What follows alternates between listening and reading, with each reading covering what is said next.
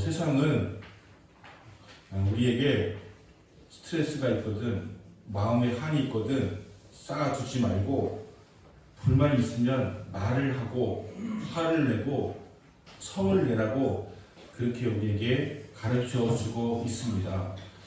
예전에는 그냥 참어라, 며느리가 되면 벙어리 3년, 기울 3년 참어라 이렇게 했지만, 이제는 화병 걸리니까 참지 말고 쏟아라.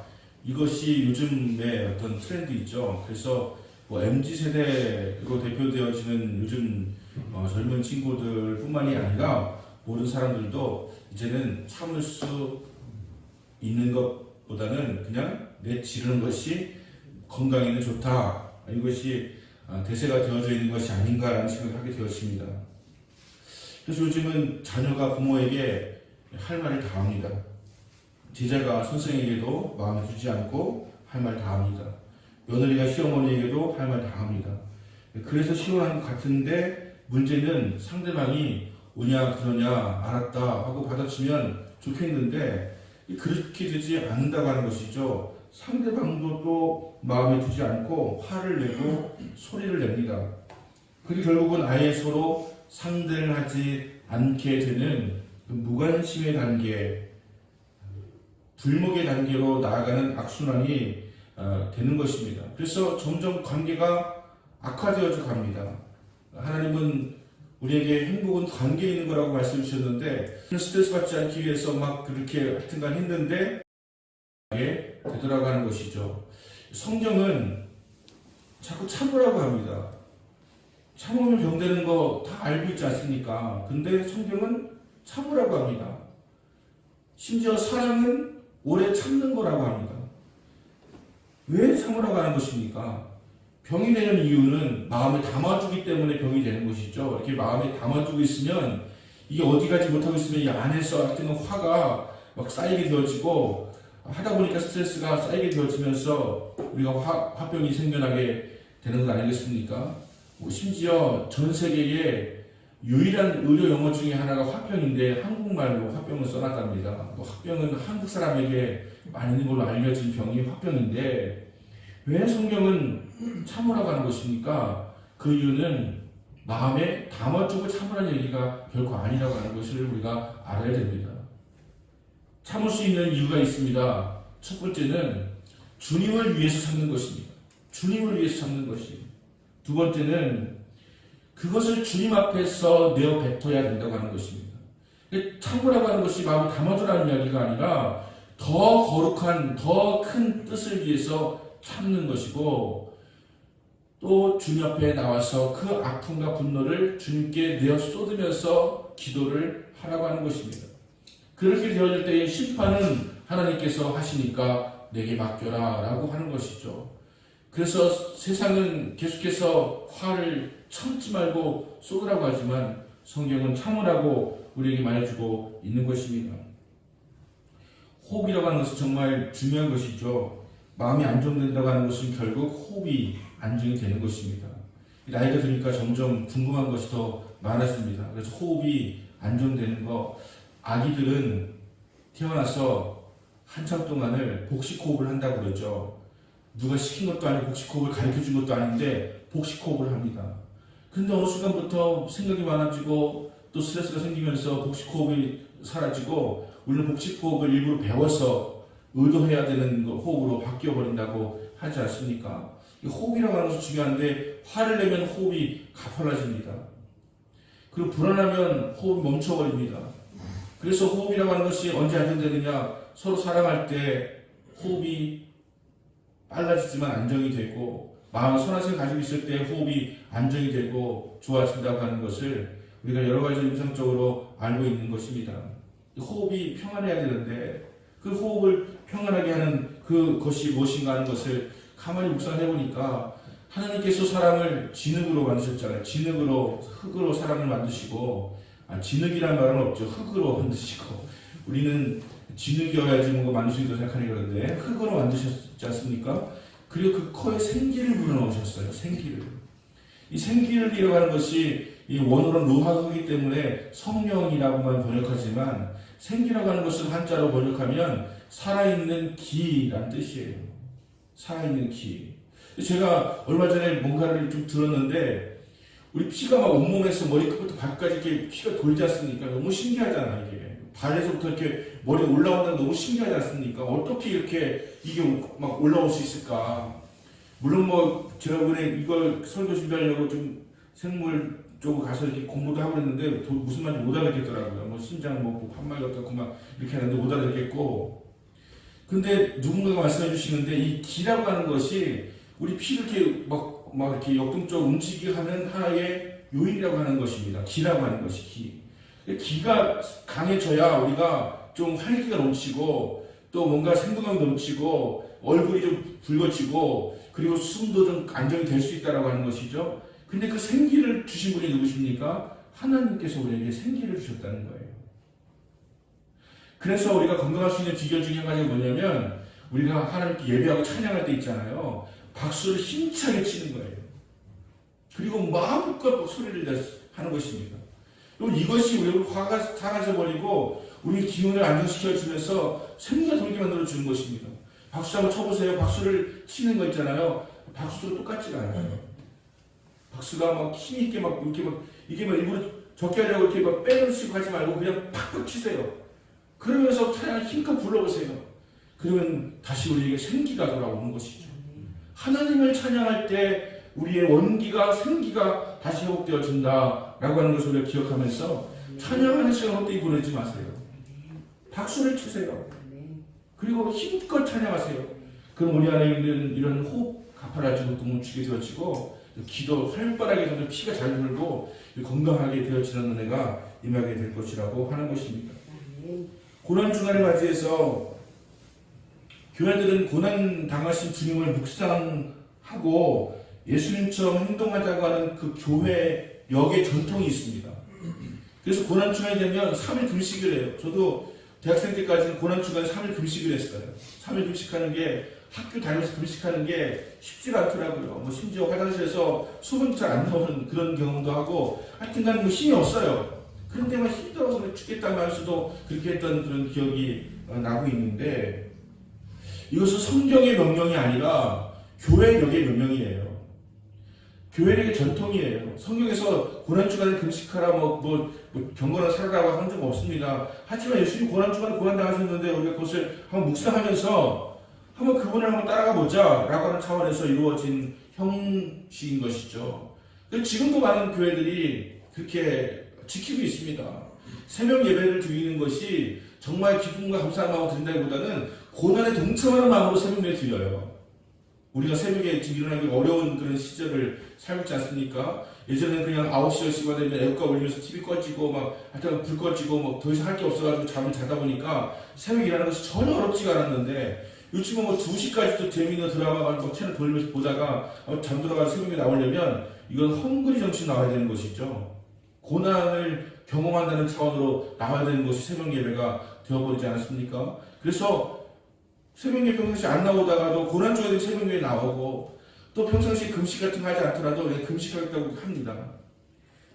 자, 예수님의 고난 주간은 어디에도 의미가 있는 것인가 할 때 이렇게 하는 예수님의 행동에 관심을 가지고 그것을 모방하는 것이 있는가 하면 예수님의 성품에 초점을 맞추어서 그 성품을 모방하는 것도 필요한 것이 아닌가, 어쩌면 더 중요한 것이 아닌가 라고 하는 것을 여러분에게 전하고자 하는 것입니다.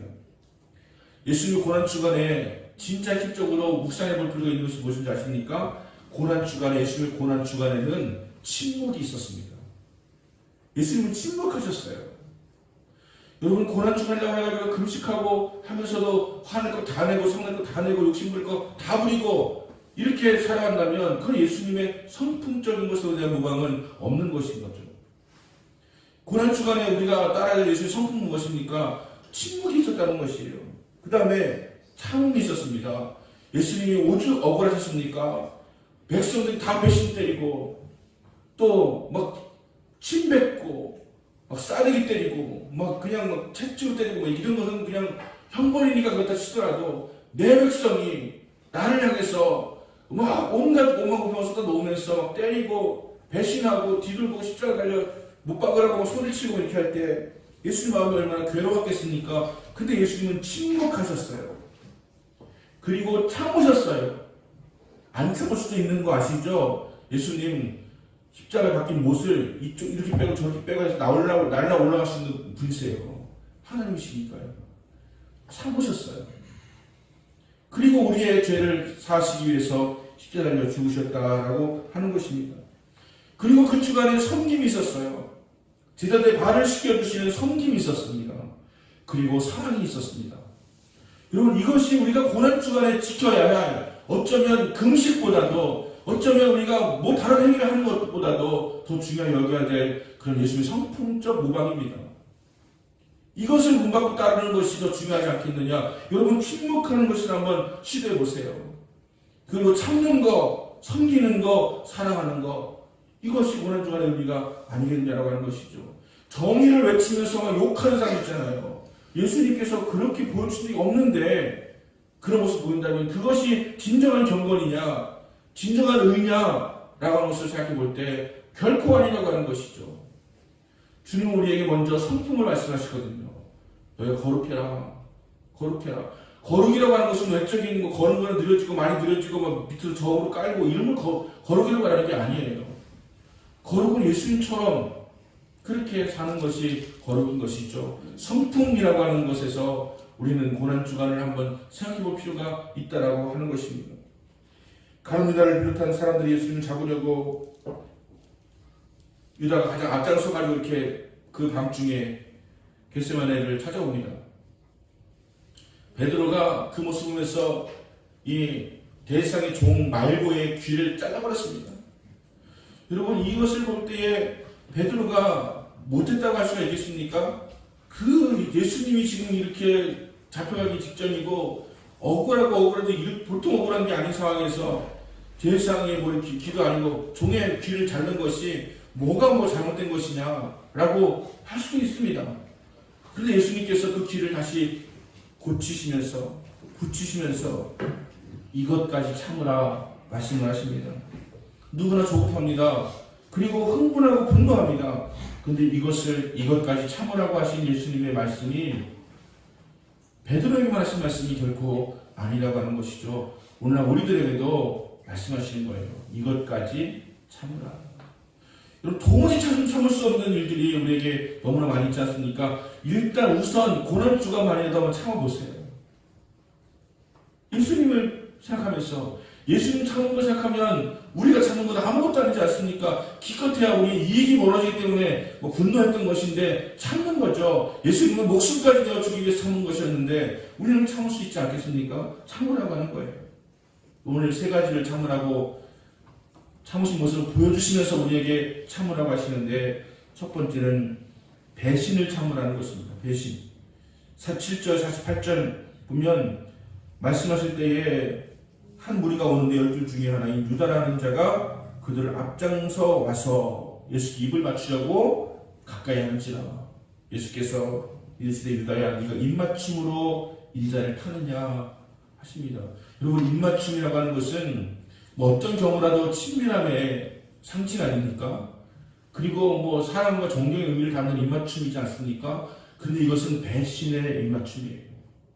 예수를 팔아먹기 위해서 이 사람이 예수님이라는 것을 사인하기 위해서 하는 배신의 입맞춤이라고 하는 것입니다. 가룟 유다가 인솔에서 데리고 와서는 배신의 입맞춤을 예수님께 하고 있는 것이고, 그로 인해서 예수님을 로마 병정들이 알아보고, 병정들의 대상들의 그 수하들이 알아보고 그를 체포하게 되는 것입니다. 게스른 농사는 밤이 되어서 캄캄했을 것이고 거기에 감람나무들이 많이 있기 때문에 더 캄캄했을 것입니다. 거기에서 예수님이라고 하는 것을 보여줄 수 있는 사인을 입맞춤으로 정한 것이죠. 가룟 유다는 배반의 입맞춤으로 예수님께 표현할 사랑과 존경이 아닌 배반으로 예수님을 거역했다라고 하는 것입니다.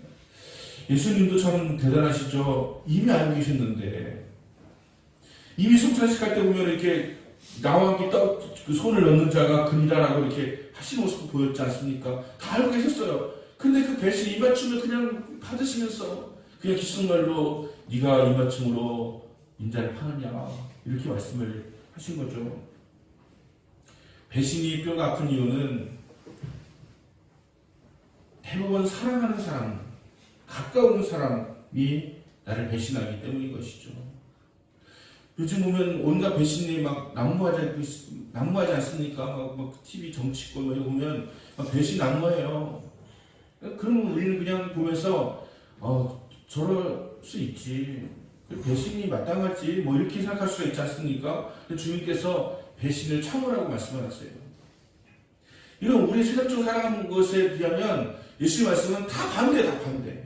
화를 내라고 세상을 자꾸 얘기해주고 있는데 내지 말라고 이야기하고, 배신하면 그냥 응징이라고 이야기하고 있는데 예수님은 배신 참으라고 이렇게 말씀하시는 것이죠. 상처는 모르거나 먼 사람보다는 가까이 있는 가족이나 친구나 이웃에게 받는 경우가 많이 있습니다. 그래서 아버지, 어머니, 형, 동생, 선배, 후배, 목회자, 같은 연배 성도에게 받는 경우가 참 많이 있는 것입니다. 그런데 예수님께서는 가룟 유다를 통해서 하시는 말씀은 누구를 배신하지도 말고 배신당한다고 하더라도 시험으로 생각하고 참으라고 우리에게 말씀해주고 있다라고 하는 것입니다. 그리고 배신의 아픔이 느껴지시는 분 계시죠? 뭔가 배신의 느낌. 그 아기 때 예를 들어서 내가 엄마 젖을 먹고 있는데 아빠가 오니까 갑자기 엄마가 나를 놓고서 아빠한테 갔다? 그러면 이게 아빠한테 배신을 느끼는 거예요. 이게 아주 원초적인 배신감이에요. 우리 이런 마음이 있다니까요. 내가 사랑해야 될 사람을 또 다른 누군가가 더 사랑한다든가, 나를 사랑해줘야 되는데 다른 누군가를 더 사랑한다든가 이렇게 보여지면 그게 배신감으로 찾아오게 된다고 하는 것이죠. 그런 것도 우리에게 있기 때문에 우리는 늘 배신감을 느끼며 살 때가 있습니다. 가족들끼리 외식하는데 나 떼어놓고 가서 먹었다. 배신감이죠. 아주 작은 것처럼 보이지만 그런 마음이 우리에게 축적되어 있지 않습니까?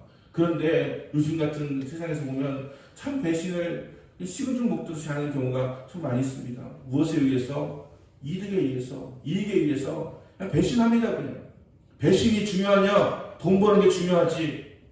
돈을 번다면 배신이라고 하는 것은 아무것도 아니다. 이런 것이 판치고 있는 거예요. 인간에게 있어가지고서 서로에게 신이라는 것은 너무나 중요한데, 하나님만 믿는 건 중요한 것이 아니고요. 하나님 믿는 사람은 사람 서로 믿으며 신뢰하고 살아가야 되는 것이 하나님의 가르침인데, 우리는 하나님 믿는다고 이야기하면서 사람들은 우리가 서로 불신하게 만드는 일들을 우리가 하고 있습니다. 배신이라고 하는 것은 신뢰에 대해서 등졌다는 뜻이에요. 배신이 그렇게 만만한 생각 가운데서 주님은 배신을 참으라고 말씀하는 거예요. 여러분, 뭔가 배신의 느낌이 있을 때 여러분 영혼적으로 그렇게 참으면 참 좋겠지만 이렇게 고난 중에 한번 그렇게 한번 해보세요. 한번 참으세요. 예수님 참으셨으니까 내가 참아야지 하는 그런 마음으로 가져보자라고 하는 것입니다. 내일부터 고난 주간의 시작인데, 고난 주간을 맞이해서 우리에게 많은 이제 그런 어떤 유혹이 막 있을 것입니다. 새벽 예배를 주님이 고난을 동참하는 마음으로 참석하겠다고 다짐을 하고, 그 외에 아무리 벚꽃이 환하게 피었다 할지라도 난 결코 웃지 않을 것이다. 이런 마음으로 이제 하여튼간 웃음을 참고 즐거움의 마음을 참고 행복한 마음을 참고 견디면서 고난에 동참하려고 하는 마음으로 살아가려고 하는 경우도 있을 것입니다. 아무리 웃음이 있어도 끝까지 웃지 않고 즐거움이 있어도 즐거움을 누리는 것은 고난당해서 죽음에 대한 예의가 아니라고 하면서 즐거움을 누리지 않으려고 하는 그런 어거지 같은 그런 그 고난의 참여도 있었습니다. 있었고 지금도 있는 것입니다. 우리가 내일 지역총회를 하거든요. 그래서 가평에 있는 유소스에서 하는데, 어떤 목사님은 이제 거기에서 우리가 오랜만에 만났으니까 그 근처에 좀 어디 남이섬이라든가 이런 데 좀 가서 좀 둘러보자라고 이렇게 했더니, 이게 무슨 소리냐고, 고난 주간에 무슨 남이섬이냐고 하면서 이렇게 하시는 분이 계세요. 그런 말 들으면 찍지도 못하죠. 어찌 목사들이 고난 주간에 남이섬을 둘러볼 수 있겠습니까? 차가 어떻게 가는 코스라고 하더라도 그렇게 하면 안 되는 것이지 않겠습니까? 라고 말할 수 있는 것이죠. 하지만 그것을 고난주간의 의미를 제대로 알지 못하는 것입니다.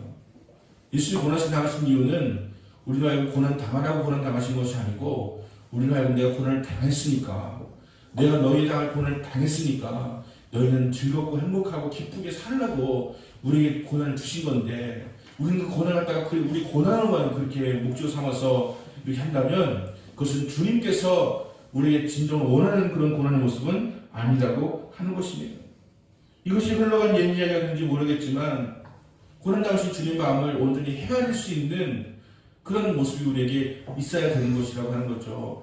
그래서 예전 같은 고난 중간에 저는 설교할 때, 제가 주일학교 담당할 때 저는 그런 걸 많이 했어요. 종료주일에 고난 주간 시작이니까 여러분 전부 다 붉은색, 아니 검은색 계열의 옷을 입고 오시오. 이렇게 이야기했더니 전체 한 100명이 넘는 그 학생, 주일학교 학생들이 그쪽 어두운 계통의 옷을 입고 선생님들은 막 지금 새카맣게 난 누가 죽은 줄 알겠어요. 그러니까 그랬던 적도 있었어요. 형식이 중요하니까. 그래서 우리가 고난의 미대 음식이라든가 뭐 금식으로 우리가 동참하도록 하자라고 하기로 했습니다. 그런데 문제는 진짜 중요한 것이 무엇일까라고 하는 생각 속에서 예수님의 성품을 본받지 아니하고 겉질에만 본받는다고 하는 것은 바람직하지 않다라고 하는 생각을 하게 되는 것입니다. 여러분, 그 첫 번째 제안이 배신을 참으라고 하는 것입니다. 우리는 지금까지 세상에서 그동안 죽고 못 살았던 관계로 십수년간을 지내오다가 갑자기 막 배신을 해가지고 막 돌아서고 있는 그런 사람들 모습 보면서 그냥 자연스럽게 그럴만하지라 받아들이고 있는 세상을 살아가고 있습니다. 하지만 주님께서는 우리에게 나를 본받으라고 말씀하세요. 배신까지도 참으라고 말씀을 하시는 것입니다. 여러분, 배신을 참으라는 것도 두고 보면 우리가 알 수 있는 것이요. 배신해서 우리가 참지 못하고 또 보복하잖아요. 그럼 보복이 멈출까요? 영원토록 죽을 때까지 멈추지 않습니다.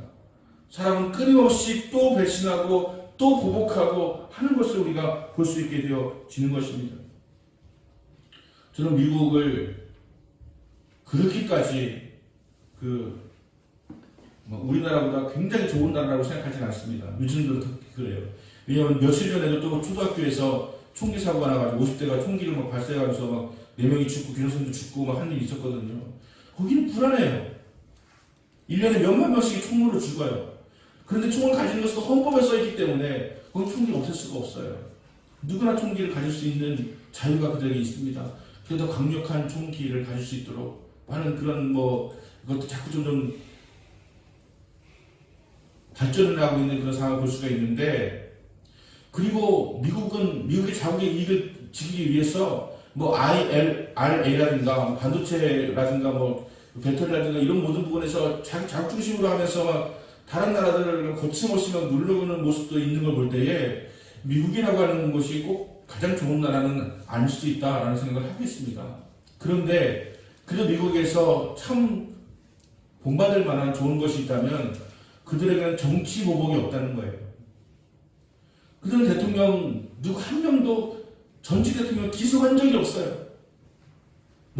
그가 했던 정치 행위에 대해서 부정하는 그런 통치를 할지 몰라도 그렇게 부정하면서 막 공격하는 경우는 없습니다.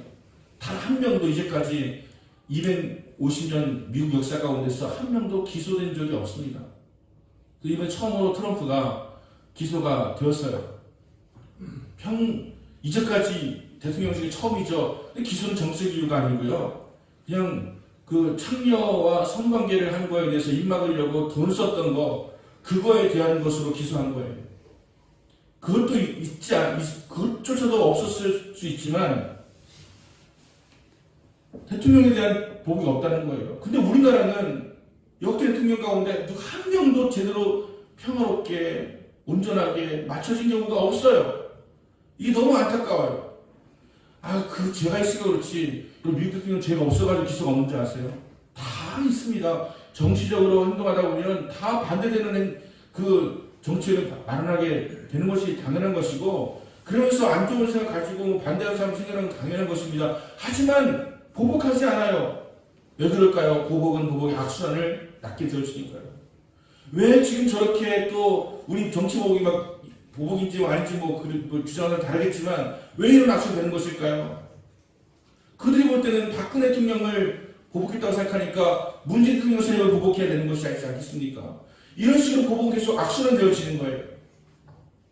우리도 마찬가지 아닙니까? 누군가에 대해서 보복하기로 결심하면 그 사람도 보복을 한단 말이에요. 그래서 예수님께서 말씀하는 거예요. 보복을 참으라. 배신을 참으라. 한 번 참으면 그 고리가 끊어지는 거거든요. 절대적으로 무조건 심판이 되는 것도 있겠지만 그래도 그 보복을 참으면 그것이 더 이상 악순환되지 않으니까 참으라고 말씀하시는 것인데, 그냥 위에서 저러고 있으니까 우리는 당연히 우리도 그렇게 사는 것이 맞는 줄 알고, 우리는 뭐 어떻게든지 간에 일을 갈아서 보복하려고 하고 복수하려고 하고 그런 마음으로 살아가고 있지 않습니까? 대부분의 경우에, 어떤 경우에는 잘 되는 이유의 목적이 그런 경우예요. 내가 잘 돼가지고 반드시 복수해야지. 그죠? 그래서 동훈이가 선생님 된 거 아닙니까? 맞나요? 동훈이가? 그러게 안 보셨어요? 이런 얘기 할 때마다 굉장히 제가 죄스러운 마음이 드는 게, 우리 성도들은 거룩해가지고 아무것도 안 보는데 나는 봐가지고서 얘기하고 있는 거지 않을까. 선생님 돼가지고 보복하잖아요. 근데 그게 우리 통쾌하잖아요. 나는 그렇게 못하고 있는데 그게 해주니까 통쾌하잖아요. 그래서 그렇게 올라가서 보는 거 아닙니까? 근데 성경은 말합니다. 배신을 참으라. 배신을 참는 이유는 반복되는 그런 어떤 보복의 순환을 끊기 위해서도 그렇지만, 예수님이 큰 일을 이루시는, 십자가를 지시는 그 일을 이루셔야 되는데, 그 배신이, 그 무력이 결국은 그 일을 이루지 못하도록 하기 때문에, 우리가 뭔 대의를 가지고 큰 일을 하겠더라고 하면서 그런 어떤 작은 배신과 또 무력과의 보복을 하려고 하는 가운데서 무너지게 되는 경우도 얼마나 많이 있습니까?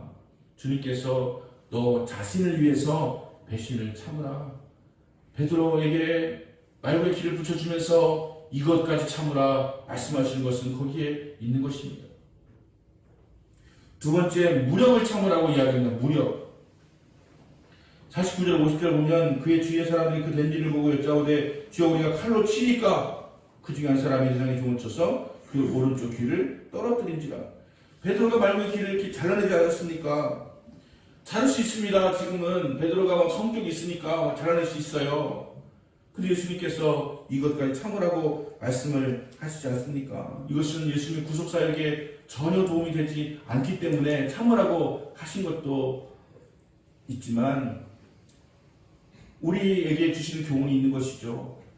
다른 복음서에 이런 말이 있습니다. 칼로 흥한 자는 칼로 망한다. 우리가 무력을 써서 누군가를 제압한다면 그 무력으로 결국 망하게 되어진다라고 하는 것이 예수님의 가르침인 것입니다. 우리는 힘이 있으면 휘두르고 싶은 그런 본능과 욕구가 있습니다. 조그만 거 무슨 완장 하나만 채워주면 막 우리가 막 그냥 막 그 휘두르고 싶은 그런 마음 있지 않습니까? 그 반장 하나 해줬더니 그 칠판에다가 막 이렇게 막 써준 사람 적어놓고 막 이렇게 하잖아요. 이게 권력이잖아요. 내가 반장의 권력이기 때문에 휘두르고 싶은 그런 마음 아니겠습니까? 이번에 우리 딸이 이제 학교에서 반장 선거를 하는데, 반장 선거에서 공약이 너무 재밌어요. 한 달에 한 번 내가 교실을 청소하겠다. 이게 공약이에요. 야, 많이 바뀌었다. 내가 뭘 사주겠다. 이게 섬기겠다, 청소하겠다. 이게 공약이에요. 예전에는 막 그 휘두르는 그 권력적인 자원이 있었는데, 지금은 그렇게 하는구나 라고 하는 것을 이렇게 알게 되면서 참 재미있구나 라는 생각. 학교 선생님들이 질문 던지고 답을 맞추면 못 맞춘 애들 혼내는 것이 아니라 다 맞추면 초콜릿을 주고 사탕을 준대요. 야, 많이 바뀌었구나. 요즘은 그렇게 해야 되는구나 라고 하는 그런 생각을 들게 하더라고요. 우리 힘이 있으면 휘두르고 싶은 그런 본능이 있는 거예요. 권력을 잡으면 권력의 어떤 힘을 휘두르고 싶은 그런 마음이 있는 거예요. 근데 성경은 권력을 잡았다고 휘두르면 안 된다라고 하는 것을 우리 가르쳐주고 있습니다. 권력을 가졌다고 휘두르지 말라고 하는 것이죠. 칼을 가지고 있다고 해서 칼을 꼭 휘두르라고 하는 것이 아니에요. 칼은 칼집에 있을 때에 가장 안정되는 것이죠. 많은 사람들은 힘이 있으면 휘둘러야지라고 생각합니다. 그래서 권력의 자리에 막 뭔가 자기 사람들 앉히고 권력 휘두르려고 하고, 또 휘두를 수 있을 때 막 하여튼간 징계를 주고 벌 붙이고 막 하려고 하고, 내가 사장 자리에 있으니까 막 그냥 그 커피 타오라고 하고 뭐 시키고 이렇게 하는 것이, 그거 하고 싶어가지고 권력 잡고 싶어하고 돈 벌고 싶어하고 하는 경우도 얼마나 많은지 모르는 것이죠. 누구한테 뭐라고 할 것이 아니라 우리의 욕구 속에도 그 부분이 있다는 거예요. 힘이 없으니까 우리가 말을 안 하는 것이지, 우리 힘이 생기면 그렇게 하고 싶은 마음이 얼마나 있는지 몰라요. 담임 목사가 돼가지고 그런 어떤 유혹이 왜 없겠습니까? 여러분, 내일 새벽에 다 나오세요. 이렇게 하고 안 나오면 천벌 받을 줄 아세요. 이렇게 하면 이게 담임 목사의 어떤 무슨 뭐 있지도 않은 영권 가지고서 하는 권력 같은 거 있지 않겠습니까? 근데 그런 분들이 계세요. 그런 분들이 계신다니까요. 어디 지금 주의종의 말을 안 듣냐고 어디 팔다리에 부러질 줄 알라고 이런 사람이 있다니까요. 진짜로 있어요. 그 권력이죠. 잘못 알고 있는 권력이죠.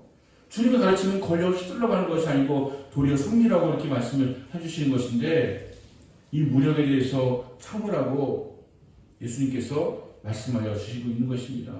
여러분 가장이라고 아니면 직위가 높다고 휘두고 싶은 그런 마음이 있을 때 우리 영혼이 참으라는 얘기가 아니고요. 일단 다음 주 한 주간 참아보세요. 뭔가 휘두를 수 있는 그런 마음이 막 올라오더라도 이번 고난주간이니까 한번 내가 동참하는 마음으로 그 무력 휘두고 싶은 마음을 권력 휘두고 싶은 마음을 그 조그만 권력을 휘두고 싶은 그 마음을 한번 참아보세요. 세 번째는 원수를 참으라는 것입니다. 본문 52절, 53절 보면 예수께서 그 잡으러 온 대상들과 성전의 경비대원들과 장로들에게 이르시되 너희 강도를 잡는 것 같이 검과 몽치를 가지고 나왔느냐 하면서 내가 날마다 너희와 함께 성전에 있을 때에 내게 손을 대지 아니하였도다. 그러나 이제는 너희 때요 어둠의 권세로다 하시더라. 예수님께서 공생애를 시작하고 나서 이 모든 지도자들은 예수님을 어떻게 하면 죽일까라고 하는 그런 계략을 꾸몄습니다. 그렇지만 예수님께서는 거기에 대해서 투쟁하지 않으셨어요. 거기에 대해서 맞짱 떠서 싸우지 않으셨어요. 그리고 묵묵히 자기에게 맡겨진 일을 하셨습니다. 그랬더니 더 열불이 나는 거죠. 더 화가 나는 거죠. 어떻게 하면 죽일까라고 생각하다가 결국은 내부자든 고발이 있어야 되기 때문에 가룟유다의 고발은 예수님을 잡을 수 있는 가장 중요한 요인이 될 수가 있었던 것이에요. 가룟유다가 예수님을 고발하는 거예요. 내가 들었다, 확실히 알았다. 예수님께서는 분명히 성전을 허물어라 3일 안에 짓겠다라고 한 적이 있으시다. 나는 하나님의 아들이라고 한 적이 있으시다. 신성 모독죄다. 성전 모독죄다. 그렇게 해서 잡아가도록 혹세무민하였다 하면서 예수님을 잡아가도록 고발을 한 것입니다. 가룟유다는 유능한 사람이었어요.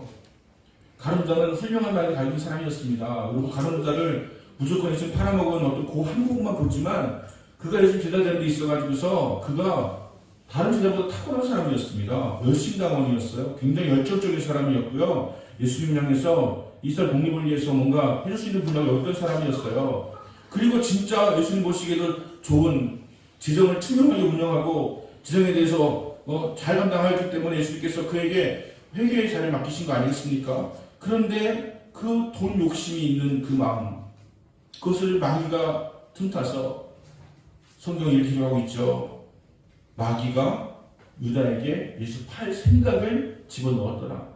그 생각을 왔을 때 이걸 반박해내고 막 튕겨나가도록 만들어놔야 되는데 그 욕심으로 인해서 그것을 받아들이고 있음을 고발하는 것이에요. 내부 고발자가 되어진 것이죠. 그러니까 이제는 합법적으로 예수님 체포할 수 있는 근거가 된 거예요. 어디 떠드는 이야기 갖고 살 수는 없는 것이고요. 누군가 고발해야 되는데 유다가 고발을 한 거예요.